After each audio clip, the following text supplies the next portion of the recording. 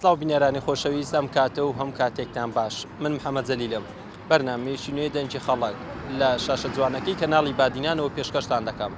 لە بەرنامی ئەمجارەی دەنجی خەڵک هاتوویتنە نەحەی ڕوڤیا لەگەڵ هاوڵاتیانی نەحەی ڕوڤیا گفتوگۆ دەکەین لەسەر بابەتی یەکڕێزی و یەکدەنجی و یەکهەڵوێستی کورد لە پەرلەمانی عێراق و لە ناخۆی هەرێمی کوردستان بۆ چارەسەرکردنی ئەو کێشانەی کە ڕوبەڕووی هەرێمی کوردستان بۆتەوە فەرمونون بینەری ئەم بەرنامەیە بن.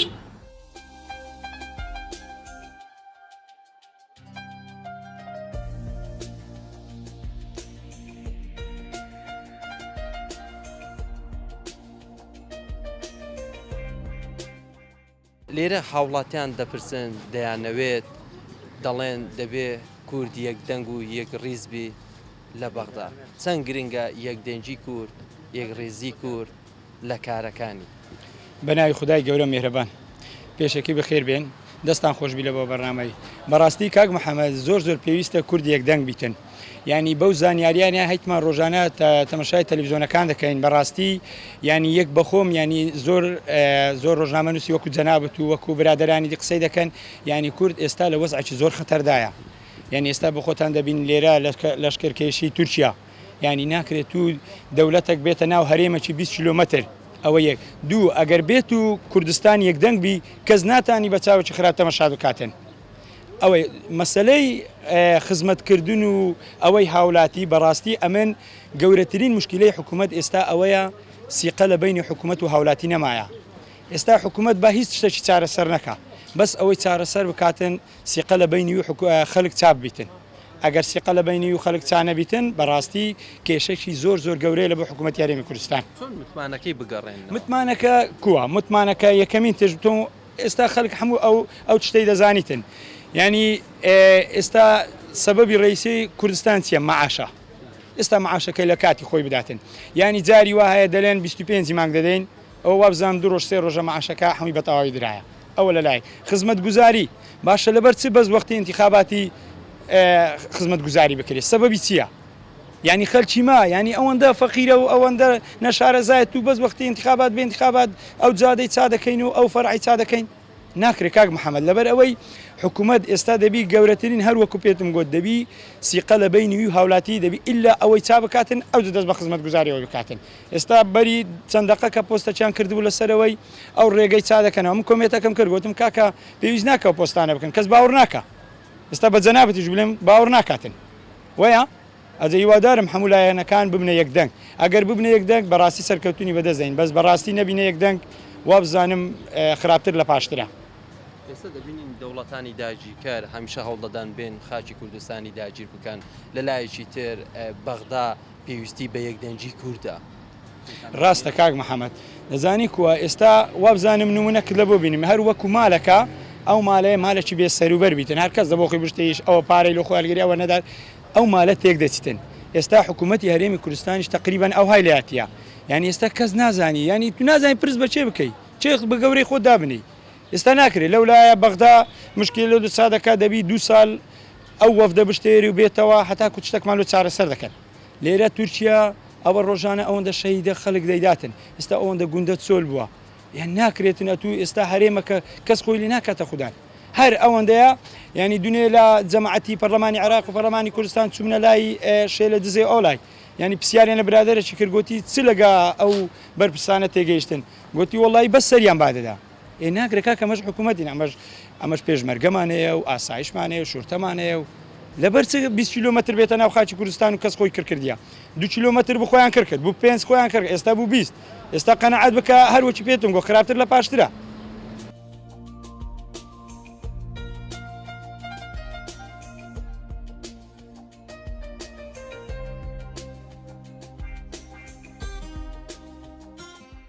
چارەسەر وەڵاهی ئەو حیزبانە هۆکاری سەرچین حیزبەکان ئەوە هۆکاری سەرچین وڵاتەکان بەرەو هەلدێر برد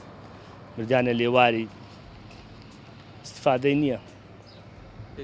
یەکڕێزی و یەکدەنجی پێت وایە کێشەکان چارەسەر بکەن لەو ڕۆ یەکڕێزی یەکدەنجی گرنگترین شتە بۆ ئێمە هەم لە بەغدا هەم لێرە بە تایبەت لەو لای ئەگەر ئێمە یەک ڕیز بین لە ناخۆمان یەکدەنگ بین هەموو ئاستانگەکان تێدەپەڕین بەبێ منێت بە سەرکەوتویش بە سەتاسەتی بەڵام ئەو ڕووکا چێ یەکدەنگە چێ یەک ریزە هەر کەس بۆ خۆی دەلێ من کە سەرکەوتنێک مەسەلەن ئەنجام دەدرێت ئەو دەلێ من واب ئەم دەلێەوە کە تووشی شکست و قەیران دەبی ئەو خۆ لێ دەستە و خۆ لێ دەستە ئەو تۆمەتبار دەکات ئەو تۆمەتبار دەکات کەواتە ئەوە هوکارە ئەم پێت وایە دەبێ کورد یەکدەنگ و یەک ڕێزبی ئێستا برام وەڵا لەو منداڵە بپرسە 6 ماگە بڵێ لەگە ئەو منداڵە یەکدەنگ بن باشە دەڵێ ئەرێ وەڵا لە کۆلانەکان یەکدەنگ بین باشە جێبەجێکردنی زەحمەتە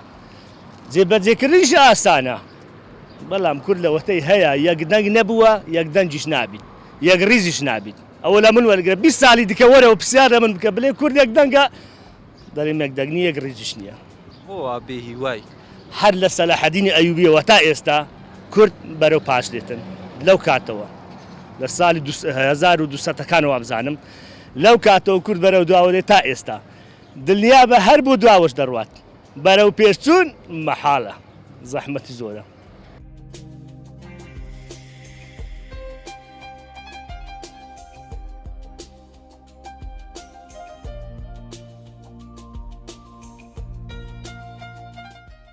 گەلاب خێر بین ئەکام یەکدانگ بین ئەوە داولە بینەشێتەمە کورد گەلای ڕەشیدا پشتەنگێژی کوردی عێراقی تێگەشتی کوردی عێراق ڕەشیتر نەچی بیە هەکام یەکدانگ بین و یەکداز بین چ داولە نەشینەمە هەندی بێژەکە ئەم یەک بین کەس نەشێتەمە بەس ئەم یەک نینە خودێ ما بکەتە یەک ئیشەڵا خودێ دلێ هەمیان نەرم کات خراپ گاینتە یەک چ دەوڵەتێک نەچێتەمە باش ئەگەر کورد یەکدەنگ بوو پێت وانیە کێشەکان چارەسەر دەکرێت حەلی مشکیلەکان دەبی معاشەکەی دەدا بەغداد تووشیا بەو شێوازە پێشمەرگەی باڵی شەهید ناکە خەڵکەکەی گوندەکان دەربەدەر ناکرێسە دەبینی بۆ هێرشی تورکیا خەڵکەکی زۆر دەربەدەر بووە ماڵی خۆیان بەجێ هێشتیا ئەگەم یەکدان بی کەس نەچێتەمە مێر نەچێتە کوردە باز ئیشەڵا خودێ دلێ خرا نەرم کات ببینە یەک تو برای خوب که هکام یک بین مالا خدا مال را یک بین مال همه دی یک بین اگر تو مالا خدا یک نبه تو هی بی ذوقی دیگه چی خدا رحمت پول دلی همه حزب کی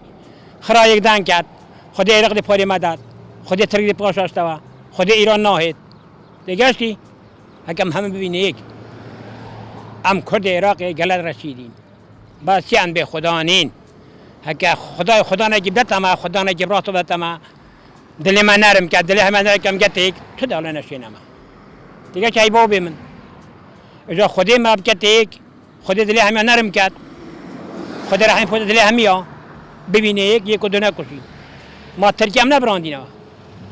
برانه وحسی بینا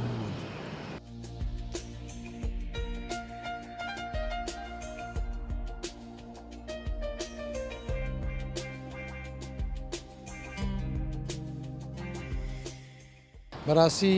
لەو سەردەما ئێستا زۆر زرورە یەک ڕێزی ناوماری کورد بە تایبەتی هەردوو حیزبە سەرچیەکان پارتی و یەکێتی هەموو ئەحزابەکانی کوردستان بە یەک دەنجی لە پەرلەمانی عێراق فراکسیۆنەکانی کورد هەمووی بە یەک دەنگ بە یەک هەلوێستیان هەبی بەرامبەر داگیرکەری تورک بەرامبەر ئەو جەندرمانەی تورک کە دێت خاشی هەرێمی کوردستان داگیر دەکەتن ئەو دار و درختەی هەرێمی کوردستان بەهەدار دەچێتن بەڕاستی یعنی وەزعی عام وەزعی گشتی گەلی کوردستان بە یەک ڕێزی بەتەبایی بە برایەتی ئەم لە بە یەک ڕێزی بە دڵنیاییەوە بە یەک ڕێزی چارەسەر دەکرێتن هەم لە هەرێمی کوردستان پەرلەمانی خۆشەویستی کوردستان بە یەک هەلوێستی بە یەک فراکسۆن بە یەک دەنگ وەکو کورد هەلوێستیان هەبیتن بەرامبەری داگیرکەری تورک بەرامبەری هەلوێستەکانی بەرامبەر عێراق بە یەک دەنجی هەم لە پەرلەمانی عێراق هەم لە پەرلەمانی کوردستان سەرۆکایەتی هەرێمی کوردستان یعنی یەک ڕێز و تەبابن زۆر زرورە بۆ گەلی کورد بەڕاستی هەر چار دەورەمان دوژمنە چ تورک بی چ ئیران بی چ فارس بی چ عەجەم بیتن چ دەوڵەتی عێراق بیتن بەڕاستی یەک ڕێزی کورد گرنگە یعنی چارەسەری کێشەی کورد بە یەک ڕێزی بە یەک دەنجی بە یەک هەلوێستی یعنی تکا دەکەم دوور بنەوە لە هەلوێستی حیزبایەتی تەسکی حیزبایەتی سوودی نابی بۆ گەلی کورد ئێستا وەزعی خراپە وەزعی کاریگەرە لەسەر ژیانی هاوڵاتیان بەگشتی گەلی کورد لە موچە لە وەزعی مادی لە وەزعی معنەوی یعنی خەڵکەکە وای لێ هاتووە ئێستا یعنی تووشی نەخۆشی دەرونی بووە بەڕاستی یعنی قەڵق بووە ئێستا ئەو شەڕ و پێکدادانەش دروست بووە یعنی دەوڵەتی تورک دەیەوێتن کێشەکە قوڵتر بیتن کورد بەدەستی کورد بێتە شەهیدکردن کورد بەدەستی کورد ماڵوێرانی دروستکردن هەم ئەنجیندایەک لە پشتە و بەرنامانە بەڕاستی داواکارم لە حکوومەتی هەرێمی کوردستان لە پەرلەمانی خۆشەویستی کوردستان لە سەرۆکایەتی هەرێم لە پەرلەمانی عێراق فراکسیۆنەکانی کورد یەک ڕێز و یەک هەلوێست و یەک دەنگ بن بۆ گەل و نیشتیمان بۆ خاک و ئاو هەوای کوردستان بەڕاستی یعنی ملەتێکمان هەیە ملەتێکی زیندوو ملەتێکی کورد پەروەر ملەتێکی پابند بە حیزبەکانیان بەگەلی کوردستان بەها و سروشتی کوردستان بەڕاستی یعنی یەک ڕێزی تەبایی سەرکەوتنە بۆ گەلی کورد یعنی تکام هەیە لە ئەحزابەکان تکام هەیە لە سەرۆک حیزبەکان بەڕاستی یعنی یەک ڕێزی ئەو زلزانیە و ئەو خۆ گەورەکردنە بەڕاستی بابەز بیتن یعنی هەمومان لە ناوێک باخیرە داینا هیوادارم هەلوێستیان هەبی یەک ڕێزی تەبایی برایەتی تفاقەت بە یەک دەنگ بە یەک ڕەنگ بۆ بەرژەوەندی گەلی کورد و کوردستان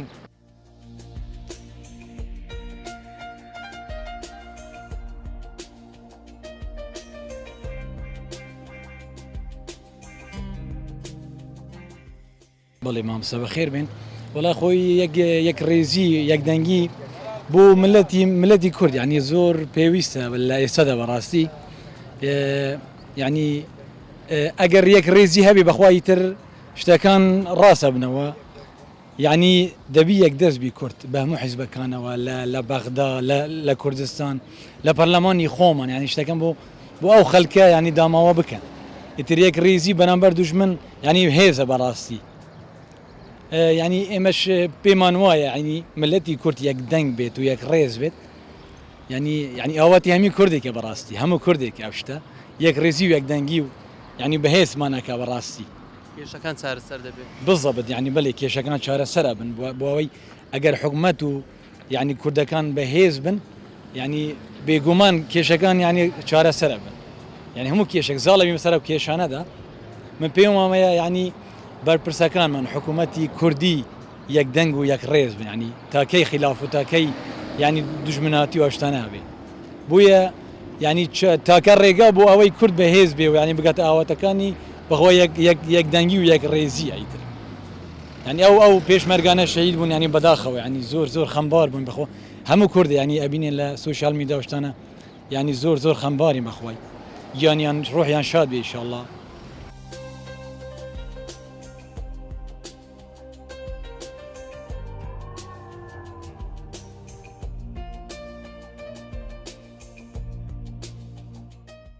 چەند گرنگە کورد یەک دەنگ بی یەک هەڵوێستیە بی یەک ڕیز بی لە بۆ چارەسەرکردنی کێشەکان وڵا گرنگە زۆر هەمە یەک ڕێز بن هەمە یەک بن یەک و دوو بگرن ئەنی بۆ هەمی تشتێ بۆ وەکی سوپای تورکیا وەکی پەکەکا وەکی تشتی تۆ هەمە یەک بن یەک دەنگ بیت گەل ئەنی هەرێما کوردستانێ و ئەو پەرلەمانتارین مێل بەغدا و هەمە یەک بن بۆ یەک دەنگ بیدا شۆلەکە چێ بیت پێت وایە بە یەک دەنگی و یەک ڕێزی کێشەکان چارەسەر واللهی هەکە هەموو یەک بن دێ چارەسەر بیت ئینشاءالله بەس هەکە هەموو یەک ژینە بن وڵا زەحمەتە زۆر ئەوە قسەی کوردی هەیە دەڵێ ئەگەر تو لە ماڵی خۆت یەک دەنگ و یەک ئەوە نەبیت ناتوانی چارەسەر بکەیت هەکە ماڵ هەموو ماڵێکی هەموو یەک دەنگ نەبن شۆلەکە ڕێوە ناچیت دەبی هەموو یەک بیت ئەوجە ڕێوە بچیت هەکە هەموو یەک بیت شۆلەکە دێ ڕێوە چیت بەس هەکە مەسەل دوو بن یەک هەیەک بخۆ بیت زەحمەتە ڕاستی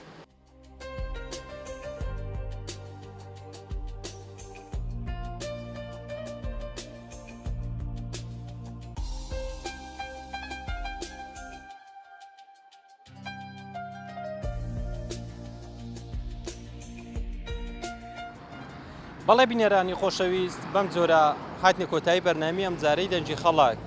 لە نەحیە ڕووفیا ئەوێکی ویستی بۆن ئەمە ڕابوو چوونی هاوڵاتیان بوو لەسەر تەورەکەیان ڕۆکۆمان سپاس بۆ ئێوە کە بینەرمان بوون سپاس بۆ هاوکارم زەرار گۆران کە وێنەکانی بۆ ئێوە گواستەوە تا بەرنامەیەکی دیکە و